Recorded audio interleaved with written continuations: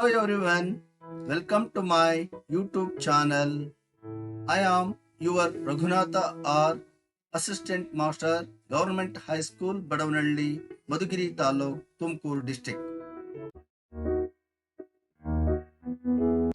Dear students, in the last video, we discussed about Economic and Social Council, Trusteeship Council, International Court of Justice, and important other important affiliated body of the UNO, that is Secretariat.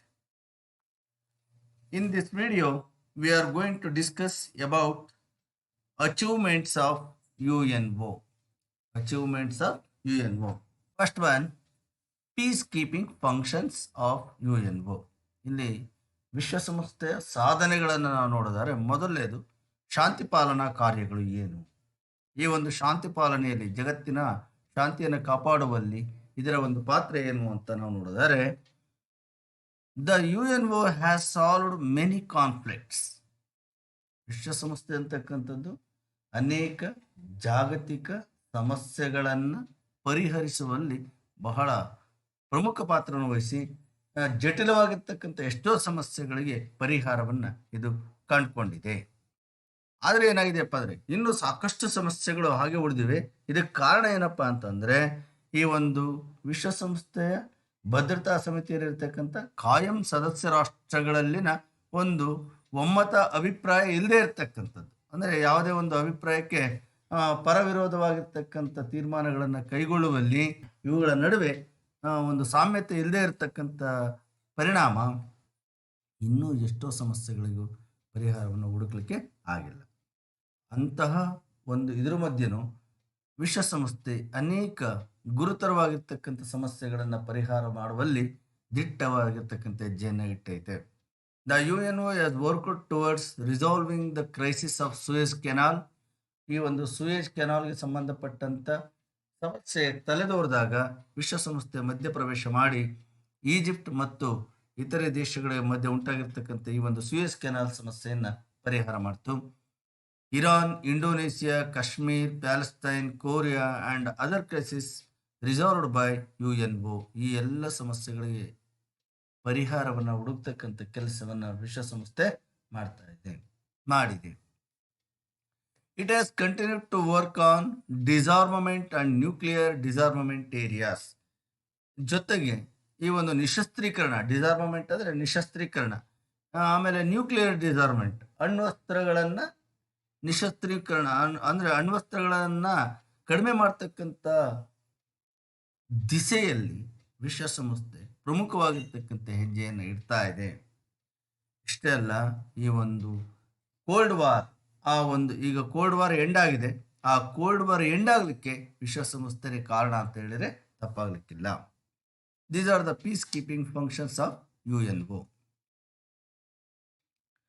The other function of UNO is economic and financial achievements. UNO strives to uplift the socio-economic status of the people of the world.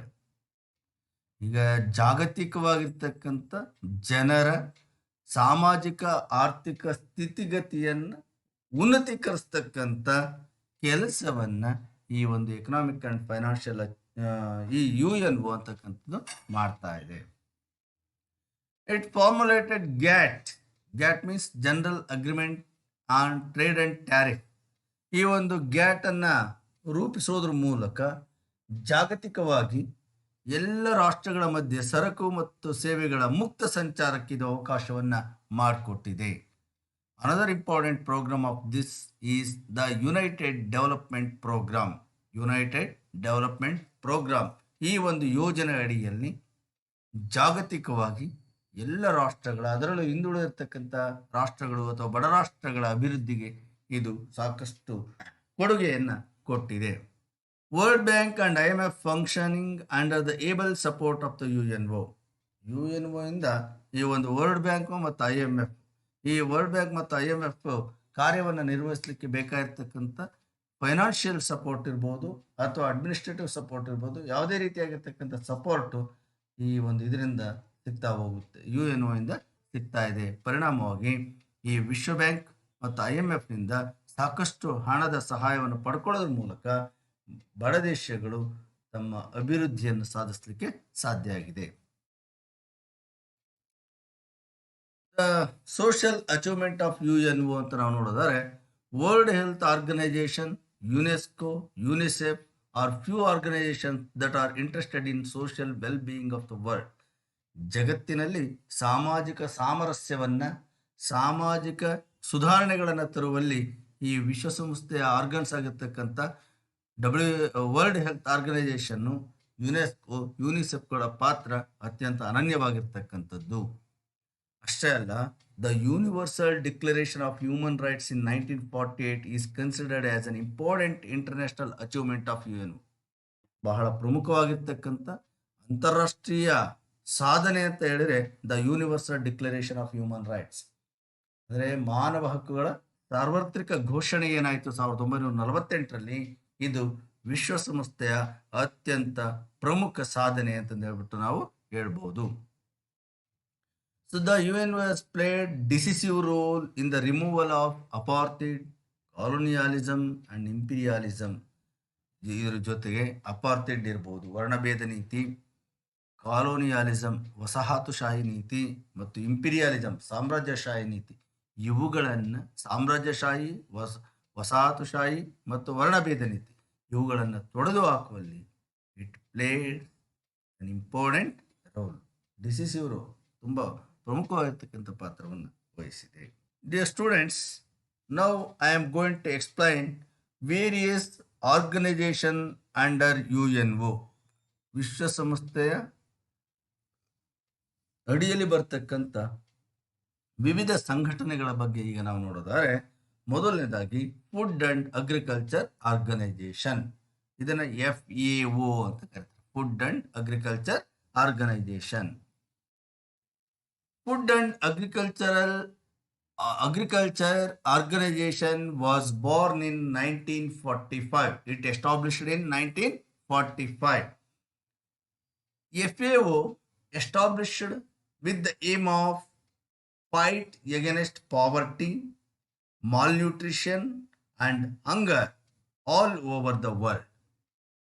With the aim of fight against poverty, ಬಡತನದ ವಿರುದ್ಧ ಹೋರಾಟವನ್ನು ಮಾಡಲಿಕ್ಕೆ, it fight against malnutrition ಅಂದರೆ ಅಪೌಷ್ಟಿಕತೆಯ ವಿರುದ್ಧ ಹೋರಾಡಲಿಕ್ಕೆ, and fight against the ಹಂಗರ್ ಒಂದು ಹಸಿವಿನ ವಿರುದ್ಧ ಹೋರಾಟವನ್ನು ಮಾಡಲಿಕ್ಕೆ ಈ ಒಂದು FAO ಅಂತಕ್ಕಂಥದ್ದು ಸ್ಥಾಪನೆ ಆಯಿತು.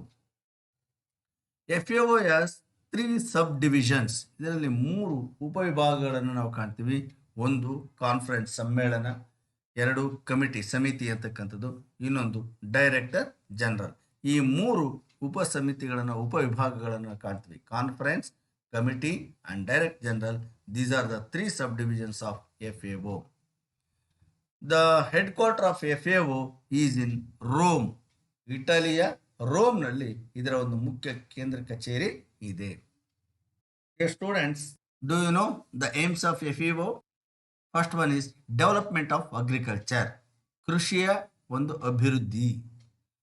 ಪ್ರೊವೈಡಿಂಗ್ ನ್ಯೂಟ್ರಿಷಿಯಸ್ ಫುಡ್, ಪೌಷ್ಟಿಕ ಭರಿತ ಆಹಾರವನ್ನು ಜನಗಳಿಗೆ ಒದಗಿಸ್ತಕ್ಕಂಥದ್ದು. Creation of hunger free communities, ಹಸಿವು ಮುಕ್ತ ಸಮುದಾಯಗಳನ್ನು ಸೃಷ್ಟಿ ಮಾಡ್ತಕ್ಕಂಥದ್ದು, ಅಂದರೆ ಜನರ ಹಸಿವನ್ನು ನೀಗಿಸ್ತಕ್ಕಂಥದ್ದು. Reforming the life of rural people, ಗ್ರಾಮೀಣ ಜನರ ಜೀವನ ಮಟ್ಟವನ್ನು ಸುಧಾರಣೆ ಮಾಡ್ತಕ್ಕಂಥದ್ದು. ಈ ಗುರಿಗಳನ್ನು ಇಟ್ಕೊಂಡು ಫುಡ್ ಅಂಡ್ ಅಗ್ರಿಕಲ್ಚರ್ ಆರ್ಗನೈಜೇಷನ್ ವರ್ಕನ್ನು ಮಾಡುತ್ತೆ. ಇದರ ಕೇಂದ್ರ ಕಚೇರಿ ಇಟಲಿಯ ರೋಮ್ನಲ್ಲಿದೆ. It is born in 1945. World Health Organization, it is also one of the important organization of UNO. It functioning under UNO. It was founded in 1948.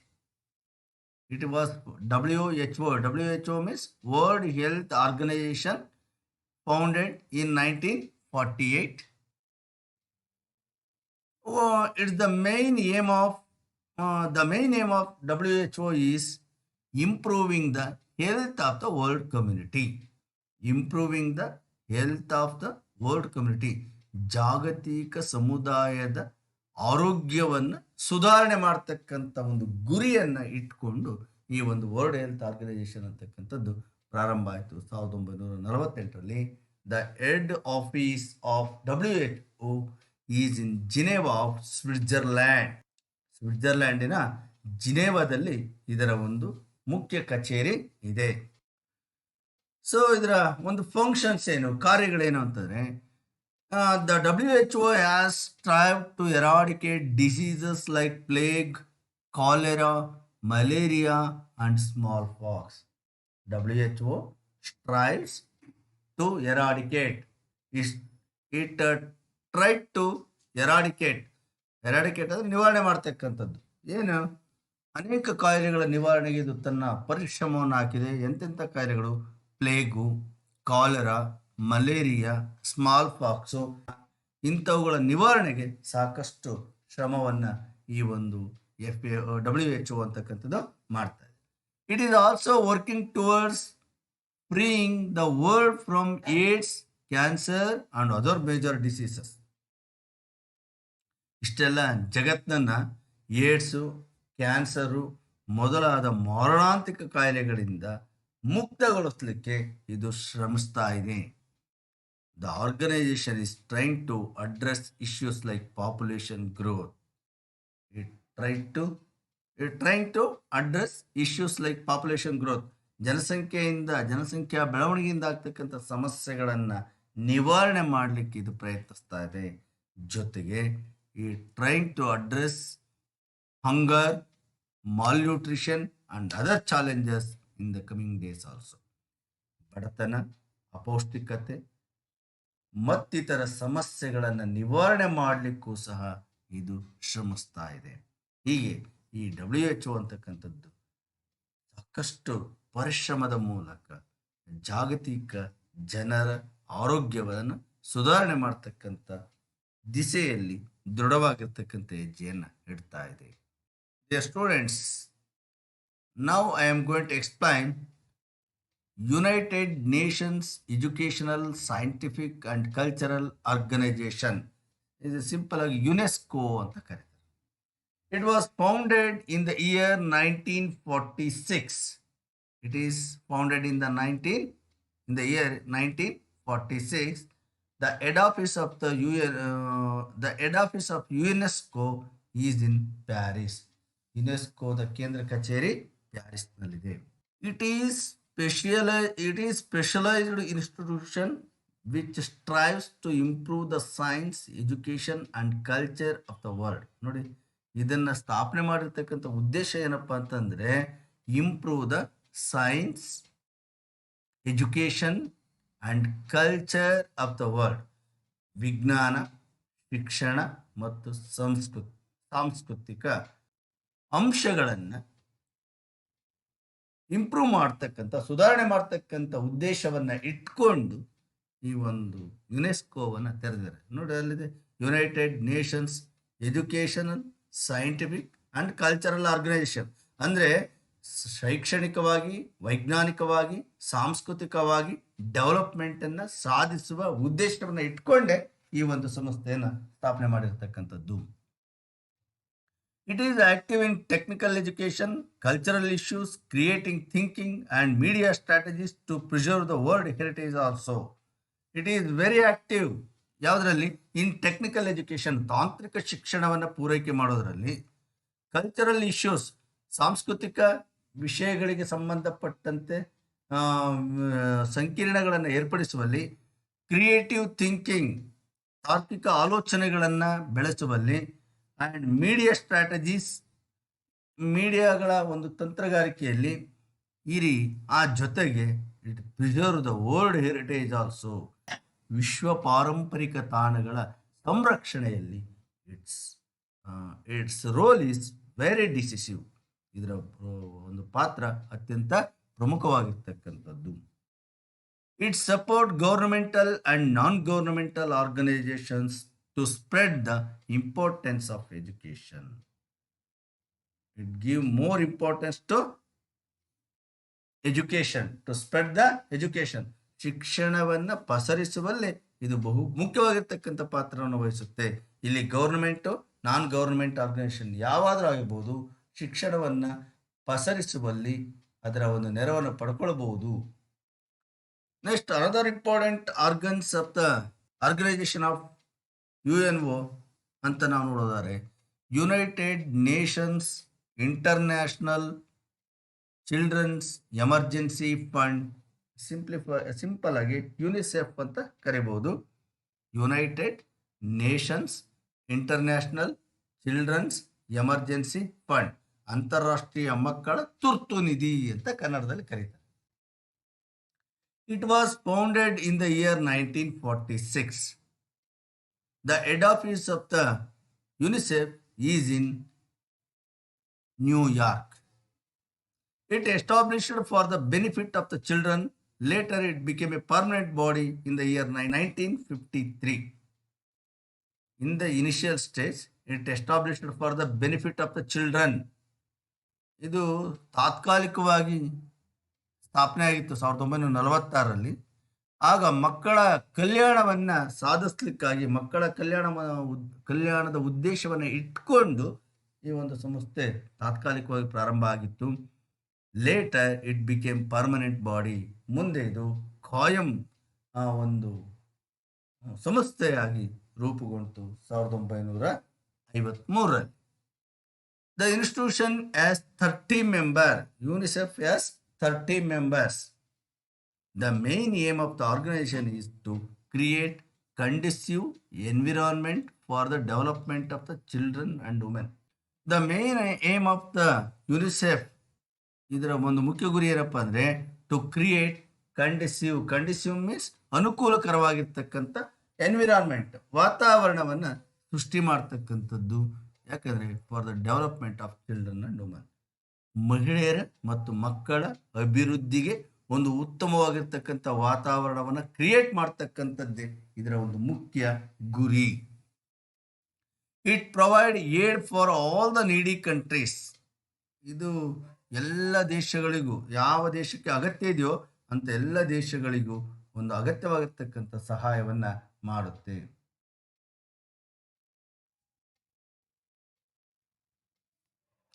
It received Nobel Award in the year 1965.